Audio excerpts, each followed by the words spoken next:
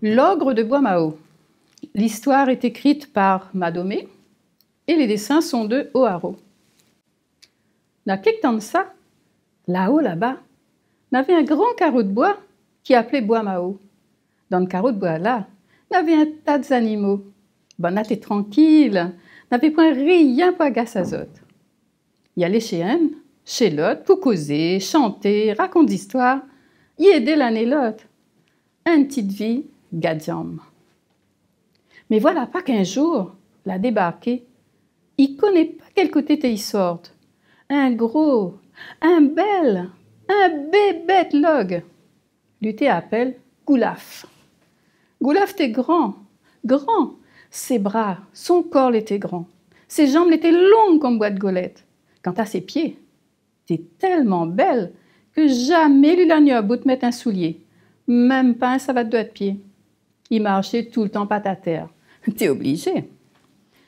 Sa tête y dépassait la plupart de bancs de pieds de bois. On aurait dit un petit coco coulé en l'air un machoca. Seulement, valait mieux méfier. Ses yeux étaient comme poignards. Son nez était pointu. Ses dents étaient pareilles lame couteau. Log là, la casse, le petit l'ambiance, la vie, les animaux. Par le fait, zoté son gars manger. Si hier lui l'avait mangé 3 cochons marrons, aujourd'hui, une dizaine de macaques, il faisait pas peur à lui. Demain, s'en manquait 15 ou 20 lapins, terriscab passe par son gosier. Bonna n'avait plus qu'assez de voir zot camarade faire gobe à zot comme ça. En plus, zot n'avait tous les raisons d'imaginer que zot tour y tardait pas pour arriver. Martin Futé, le chef, l'avait fini au bout d'un tas d'affaires compliquées. Seulement là, il n'avait beau gratter sa tête, lui trouvait pas rien. Sa cervelle y tournait dans le vide. Ça qui fait, lui, la décide de faire un rassemblement avec son bande d'allons. Tout ensemble, se manquer, ça va trouver quelque chose. Bœuf Moka la cause en premier. Allons faire un parc pour mettre à lui dedans. Martin Futé la m'en a lu. Quelle manière on a dans l'idée de faire ça? Bœuf, t'es pas capable de répondre.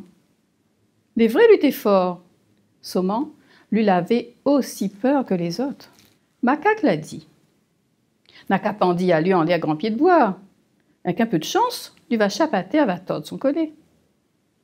Martin Futé la balance la tête et la m'en a lu.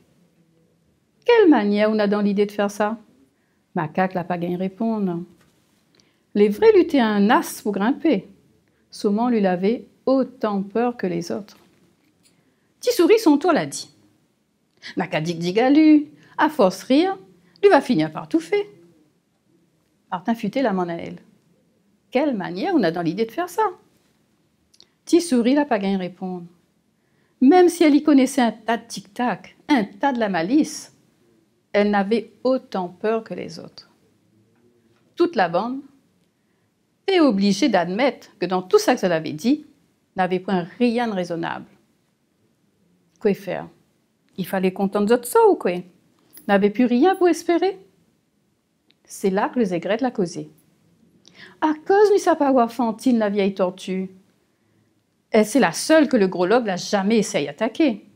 Faut dire aussi que sa peau est tellement dure, sa coque est pareille la corne.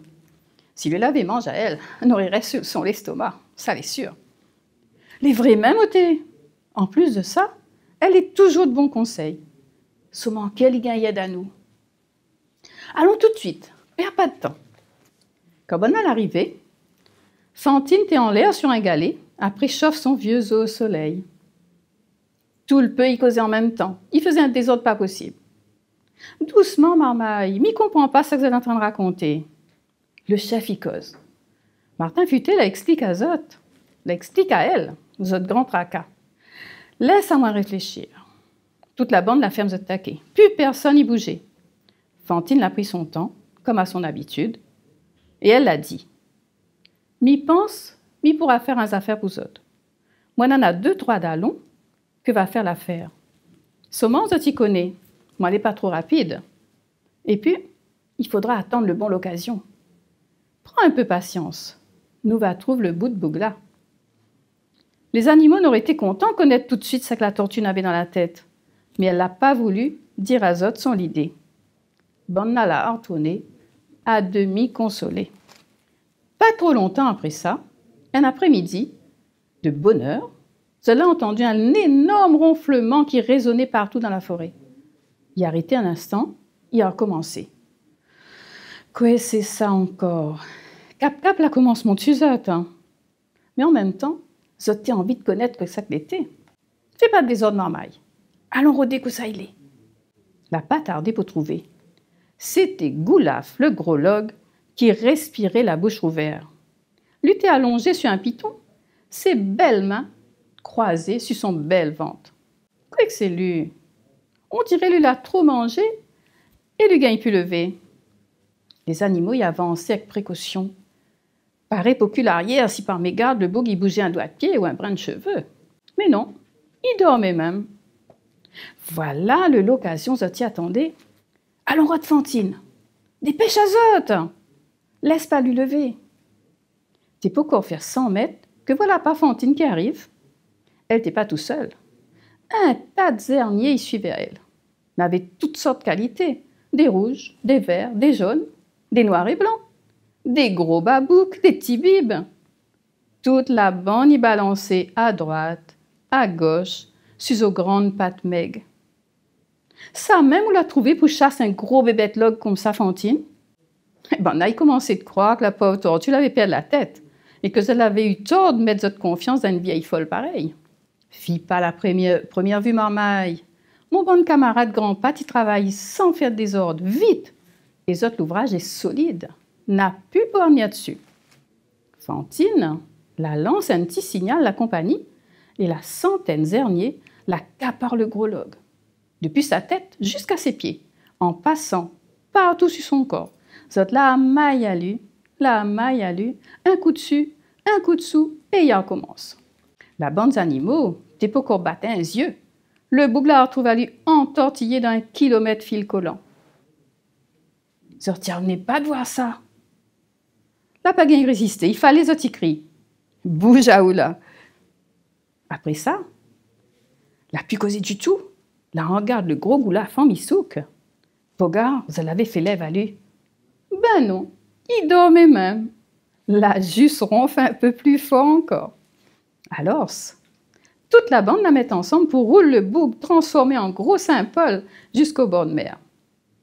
La houle la capalu, la ralalu au large. Ben il caquillait les yeux pour voir jusqu'au dernier. Et puis, loin, loin là-bas, quand il comprend plus que ça le ciel, que ça la mer, Zot l'a pu vu à rien. Le banc d'animaux l'a pris une grande respiration, la met à chanter, à danser. Enfin, Zot est libre. Zot y pouvait commence vivre un peu dans Zot carreau de pied de bois. Quant à le bègue-log, ça qu'il arrive à lui après, dans le milieu de la grande mer, eh ben, ça, c'est une autre histoire.